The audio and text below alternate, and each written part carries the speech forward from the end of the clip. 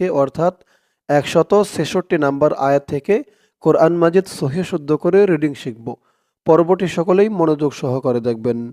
চলুন দর্শক, শুরু করছি আজকের পর্ব। আউযু বিল্লাহি মিনাশ শাইতানির রাজীম। বিসমিল্লাহির রহমানির রহিম। وما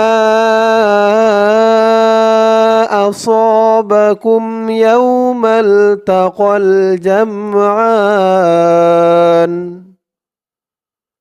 وما أصابكم। দর্শক, আমি আপনাদেরকে অক্ষরে অক্ষরে শব্দে শব্দে ভেঙে ভেঙে সঠিক উচ্চারণ করে বলে দেব। আপনারাও আমার সাথে সাথে ঠোঁট নাড়িয়ে বলবেন। আমার সাথে সাথে ঠোঁট নাড়িয়ে বললে অল্প দিনেই আপনাদের কোরআন মাজিদ সহিহ শুদ্ধ হয়ে যাবে। অল্প দিনেই আপনারা আমার মতো করে কোরআন